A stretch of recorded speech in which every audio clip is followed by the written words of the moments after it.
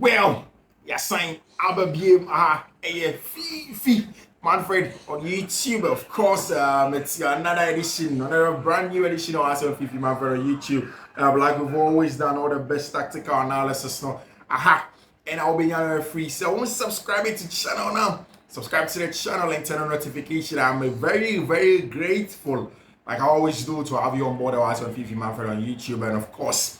Of course, already 2 uploads there of our own share. Those 2 videos now go back. The first one, and a more detailed analysis of Chelsea game on my boy, and I know Pap and so on in Shire from the full updated version of the show. So to all them, Richard and Hobby, and I gave it to him. Trust me. And then of course we still went into the preview of the El Clasico. No? That was our video with him. Where about saying you should go back and go watch that. Here, Madrid, I think you should watch that as well. Where Chelsea, I also looked at the things that Enzo Maresca in that big game against Team and friend of Panathinaikos, because that made a difference against Chelsea. And of course, and then because Enzo Maresca at the pre-match press conference for the game against Newcastle, and we didn't come up, but he has said a lot of things, and I've said several times that.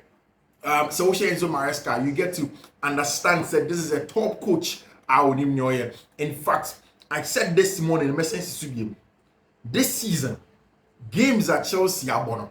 The most important one ever because this week. Now, this week, I'm talking about this weekend and up to next week. Now, one opponent, Chelsea ever bought Newcastle on Sunday, you know, on Wednesday. Now, I didn't think America say Newcastle. A very difficult opponent for Chelsea. And one team of physicality is very important for them. And one Shania, they will bully you into getting the win. Against Brighton last week, Brighton had a very good structure in dealing with Newcastle for physicality now. And they were able to get in behind their defense and get just a solitary goal to win some match. They are coming to the Stamford Bridge. Obviously, expecting Newcastle for the game and Chelsea about AC. They will sit back and then they will hope that Chelsea will break them down. Now, that is where the questions do come. In the pre-match press conference, Enzo Maresca, or Chelsea, he spoke about certain things. Number one, and he said, the answer of the match journalist, said Chelsea beat me about Enzo Caicedo and Romeo Lavia Bowman, a top-notch answer. He was asked about the Inter throughout the season. Chelsea are conceded just 3 goals in the second half of games now. Most of the goals that Chelsea are considering are come in the first half. And the first half, Chelsea in solid results, especially in the defense. Now, in the second half, and I don't know or explaining say in terms of team, baby, where they want to get to, how a team aiming, they have a long way to go. So most of the times he needs half time to change his team talk, tell them something, and then make some adjustment on the system, and that seems to be working for him. He was asked about Abrantia, like I said, Enzo Fernandez. He was asked about Cole Palmer. Said Cole Palmer near almost every team here see Chelsea in this year. Try so be Mamaki Abrantia friend Cole Palmer. Until then also Enzo Maresca was clear. Said Cole Palmer needs to reorient in the game, and said now the next stage of development.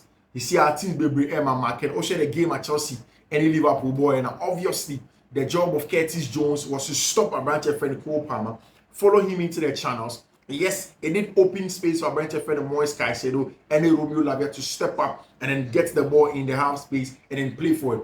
But that also affected Chelsea's creativity in the final space. How does Cole Palmer still manages to influence games even when he is being marked? And that's exactly Nyani coach, your friend Enzo Maresca catcher, and said it's the next step of the development, and then he needs to work on that. You can go to the part of the video where Enzo Maresca speaks about the 3 players, whether he will play them, and I say he's not going to see. Let's listen to Enzo Maresca. Do you think under Enzo Maresca we'll ever see a Caicedo, Lavia, and Enzo Fernandez midfield 3, or do you think it wouldn't work? No, for sure can happen, no doubt. I think the first game against City, we play with all of them. The main thing is that everything we do is to have defensive balance. So sometimes you need to, the decision that we take is also because we think on Cole Palmer, because that's not really sustainable going forward. The world has opened their eyes to his talent. It's clear that this season he's being man-marked by 2-3 players consistently. How do you coach a player with his talent to sort of adapt his game or use other players around him to free up more space? Yeah, no, first of all, we use him also, we use that that weapon from the opposite team, that if they want to mark man-to-man Cole, probably we need to find a different solution. But also I think is the next step forward for Cole to make use to play with that kind of situation. He has to learn. Sometimes you can see that he get a little bit frustrated because it's not easy to have always 90 minutes, 95 minutes being marked man-to-man. But all that kind of players, that level, they used to be marked man-man. When we spoke previously, Chelsea are having very strong second halves. You've only conceded 3 goals in the second halves of your games. When you come out, you win more duels, you score more goals. What are you saying to the boys at half-time that's making the performance look stronger? Yeah, as I said, we try to adjust things at half-time, because when you are with the same players and with the same team for 2-3 years, you can adjust things even after 10 minutes during the first half. But when it's a new process, it's very difficult. So you need the half time, 10 minutes, 15 minutes, as I said, and to adjust the things that you have seen that they are not working well during the first half. And this is what we try to do at half time. And going back to that sort of Malo Gusto. Enzo Maresca, all he's clear. I see that Enzo Caicedo Lavia, no boy against Tima, your friend of Manchester City. Now, of course, catch a journalist, they say, playing these 3 midfielders together is essentially about defensive balance. It's the decision in making sure so both our players together now always have to be hinged on defensive balance. So, that's a game about defensive balance. That's a man of good defensive balance. Then definitely is going to go and play. In fact, in the conversation about Cole Palmer, something very, very huge about so in relation to some midfielders, come once him. Now he was asked about Romeo Lavia, asked about Enzo Fernandez, any Moise Caicedo in relation to Cole Palmer. Or say, Nietzsche sometimes he would want to play Lavia and Caicedo as a double pivot, and he said in games BTC, Anna is very, very physical, and in physical games, Cole Palmer and the most physical specimen, the most physical player in the team. So what he, Enzo Maresca, has to do as a coach is that he needs to augment the lack of physicality from a branch of Cole Palmer by adding Lavia as an extra DM. It gives me a clear indication. Say Chelsea most likely are going to play on Sunday with a double pivot of Lavia and Caicedo game, just so that Chelsea again can get that physicality. Now, the only issue is that will Chelsea add Enzo Fernandez on the left-hand channel, maybe a Malo Gusto boy against Liverpool, and I said that Malo Gusto can now play forward more, can be more technical, more, can receive the ball more in the half space, and then help Chelsea create more chances than that. Or it is going to be more of, say, Malo Gusto will come back at left back because Wambo against Panathinaikos, then Enzo will come back for the bench. What is going to be the dynamic? For the midfield, if Chelsea go away to Tima, Ebo to Tima friend in Newcastle United. And I think that, like I said, a very, very important game in terms of points in the English Premier League. Osha baby Newcastle Eda, Osha baby Chelsea Eda, Osha the number of points at Newcastle Enya this season. Anyhow, they want to push up there and then get results and start playing well and get all of those things all of them now. Chelsea know very, very well, say they need to get some results now. They need to get all the results that they can get in English Premier League, and that's exactly why they are pushing. Also, Newcastle and then Eddie Howe also in the pre-match press conference. I'll talk to you about that. But Oma shared just 8 goals this season. They are one of the lowest scoring teams in English Premier League this season. Sometimes Oma defended with 2 blocks of 4 in a 4-4-2. The biggest issue, and like I said in this video, the five things that suggested Chelsea are going to beat Newcastle this weekend. One stands from the Newcastle shape of what they defended. Usually, there is a free man, there is a large space for a branch defender, Bruno Gamarash, to defend in the middle of the park for Newcastle. And usually, so also we're given against Fulham, a branch defender, what's his name? Spain midfielder, attacker, what's his name? Jesus Christ. Spain for a big, bulky player. or so and they be on the oil layer and just so that you find it very difficult to stop him, you know. Exactly. Fiifi, when he was able to do a lot of ball carrying in the middle of the park and was able to run through the channels very well, because every time it was Bruno Guimaraes and then they say defenders are wide spaces, and Bruno Guimaraes and the best person in terms of defending wide spaces when Fiifi on him. And that's one of the priorities. Again, in the game against Brighton and Hove Albion, all the chance creation, one were the very few times team and your friend of Brighton were able to pull Newcastle out of their blocks, force them to come and defend a little higher. Then the long ball goes over Abrantia, your friend of Danny Welbeck, to get that goal in there for them. It's very, very huge in a game like that. And it tells you, say, in there this weekend, no, a very close one, Chelsea versus Tima, your friend in Newcastle United. After that, you know, also Newcastle for games, some board the number of goals, some concede they concede fewer goals, they create the less XGs, but they tend to score from set pieces. They are very, very aggressive, they are bullish also games team, and Chelsea need to be up in terms of a game from physicality point of view. And like I was saying, I think a very, very clear that Chelsea will go into this game starting a midfield double pivot of Lavia and Maresca, unless there is a last minute injury to any of them, obviously Romeo Lavia and Pran are saying, but it looks as if say maybe Regimes is going to start in this game, maybe on starting Regimes, maybe Malo will go back to the right back, and you have Marco Correa left back in Verton. Then you will play a midfield three, sometimes also a double pivot, a single pivot actually, then have two box-to-box midfielders now. When you want them to create a lot of chances for Tima and your friend at Chelsea, but it's really, really going to be a tough game. I want you, just before we all the tactical analysis now, I want to run you through in Sema Enzo Maresca came on a pre-match press conference now. Enzo Maresca asked about the Chelsea highlights so far. Maresca said for him, the team have been growing, they have been developing, they have been getting better game by game. And on not here, I don't know the most important thing for him. The team has to get better. He makes reference to the fact that in the game, in the preseason, and normal against teams they've been together for a very long time now.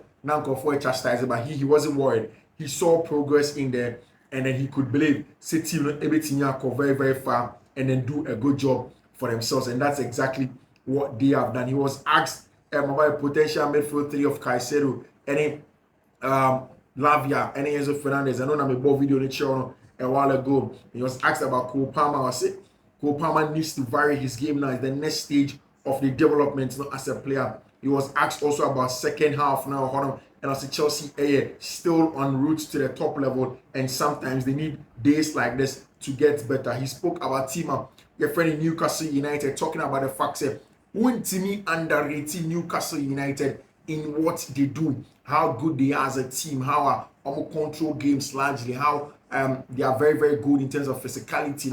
You cannot underrate them, and it makes the game even difficult. It's going to be a Stamford Bridge. Chelsea need to hold their own. They need to be patient. They need to pull out Newcastle for them and then find spaces to exploit. Really not going to be an easy game for team my friend at Chelsea.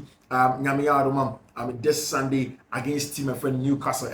Eddie Howe sets up a very, very solid Newcastle side. So I'm really, really thinking so much, and easy for anybody cry but of course Chelsea have quality.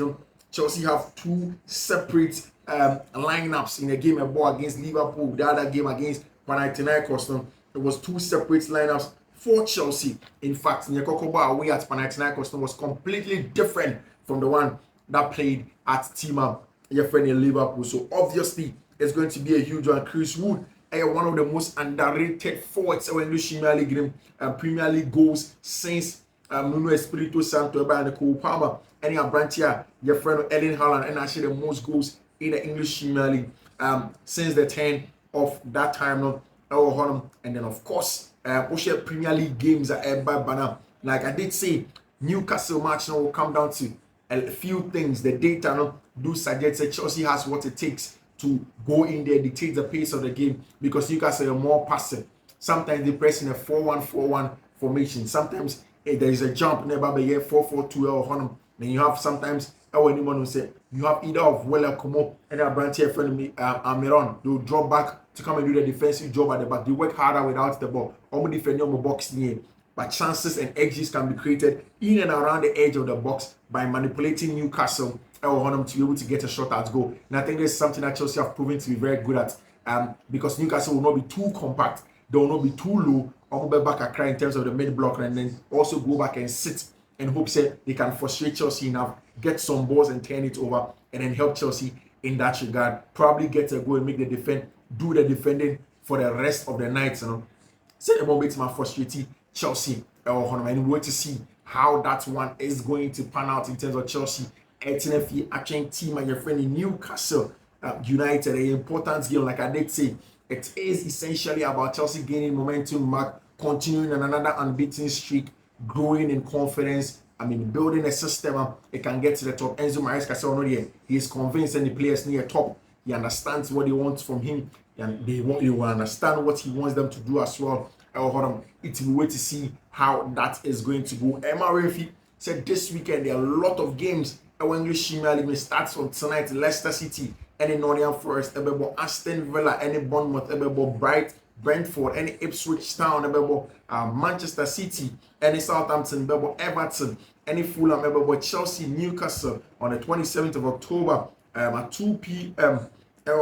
Chelsea, side match, and then Crystal Palace, any Spurs, West Ham, any Manchester United, then Super Sunday, team of any Arsenal versus Liverpool, a cracker of a game that's going to go on in there at the Emirates for team your friend Arsenal. Can they hold their own? And then now me share a good preview of the Spanish La Liga El Clasico. And Basso, of course, going to be the big one. Lamine Yamal versus Vinicius Jr. Vini is going to win the Ballon d'Or after here, but he knows that he has one more job to get done. So we'll be team of friend Barcelona at the Santiago de Bernabeu, but ain't easy because of course Barca have been blistering. I think the key battle point was our game we key battle point was the Spanish La Liga El Clasico one